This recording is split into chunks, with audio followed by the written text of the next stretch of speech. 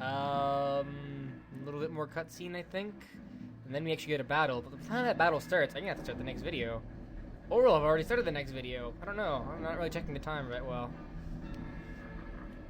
The crest of the Black Lion! What's wrong with Prince Cortana? He's such an idiot! Does he want to start a war?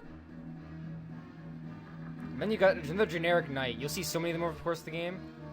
No point resisting. Just give it the princess, or the beautiful face will be scarred forever. Not likely. Agrius is really good. Gafgarian.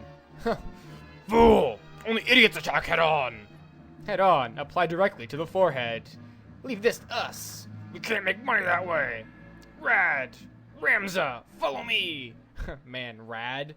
Most generic name ever. It'd be really fun to name your main character Rad. Just be like, Rad! Rad! Follow me! Kill them all! Don't leave any survivors! Yeah, really a heroic thing to say. He's a villain! Nonsense! I still need to kill them! Good guy! That's just what Cortana wants to do. Just let them go. That's impossible. That's what she said. That was terrible. I have had so many good that's what she said. This is a battle where I can't do anything, by the way. I literally have control of only Ramza. So I'm just going to let the battle run its course. I can literally just sit there and wait and do nothing. They'll win eventually. Well, I can hurry it up a lot if I actually fight. Anyways, I have a turn now. You know what that means? That means I get to explain every single mechanic in the game. Hooray! Okay, so first up, you have your menu here. You have move. Does exactly what you think it does. You can move based on how many squares you have. Frick. Next is act. There's always attack. Anyone can attack, and then guts. Guts is only the squire ability. Depending on what class your characters are, which I'll get into later, you have different other abilities you can activate there. Wait, I'm not going to click it, but basically it means you don't do anything that round. Sounds useless, but it's actually surprisingly good if you know how to use it. Status, if I recall correctly, I never touch it. Yeah, it just shows your status. Currently I have a mithril sword, mithril helmet, chainmail, and battle boots. Not bad overall. Attack of 6, a bunch of other things, I forget what they say, I'll look it up later. Move of 5, jump of 3, and a speed of 6. You may ask yourself, what's the difference between move and speed? There's a big one. Move is how many spaces you can go. I can cover 5 right now. Speed has to do with CT, or I think it's clock ticks, which I will get to in a minute, but clock ticks are probably the most important stat in the game, even more important than HP and MP and everything else. Oh, and then there's auto battle, which I can just let the computer control Ramza's actions. Finally, if you look below auto battle, you'll see that I have Ramza. I'm a squire. I have a weird symbol next to my name. That's my zodiac sign. The zodiac sign doing something different and allowing you to do different things. They're not that important, to be honest. You could ignore them forever. You notice it says Brave and Faith. Brave determines how good you are in combat. You'll do more damage and you'll reflect more attacks if you have a high Brave. If you get Brave below 10, you'll autopilot on Flee. Faith is based on how much magic affects you. If you had a faith of 0, magic would not hurt you. If you have a faith of 100, it would do max. This is good and bad, because if you want to be cured, if you have a high faith, you'll get healed. However, it also means you'll take more damage from magical attacks. Finally, to the left, you can see it has my unit is level 9, my experience at 51, HP at 153, HP being exactly what you think it is. Take damage, you lose it. If you're at 0, you die. MP is 25 out of 25, exactly what you think it is again. And CT. CT is something that's constantly building, and when you finally have CT, it's your turn to move. If I hit this one, you can look around to the other units. Rad also has 100 CT. I don't know why he's not going. I think in the case of a tie, the character that is more important goes first. Also has 100 CT, also has 100 CT, also has 100 CT.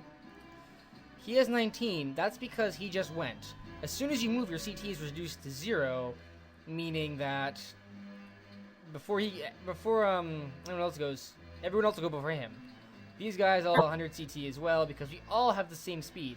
It becomes really important later in the game, and in long battles, it makes a big difference simply because you get to move more often. Oh, I forgot to do one more thing, which is AT.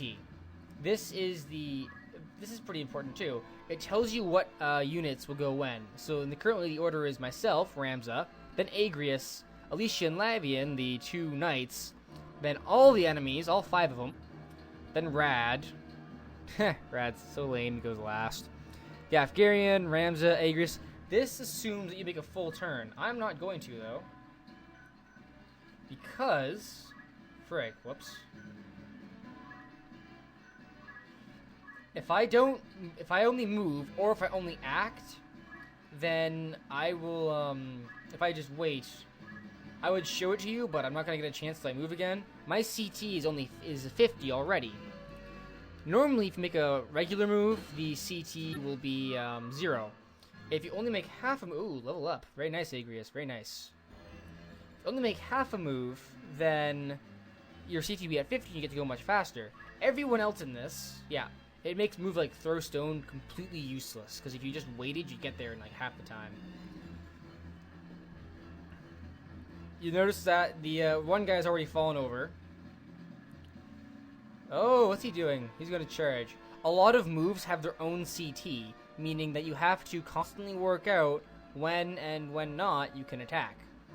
Magic has all CT. Archer's charge abilities have CT.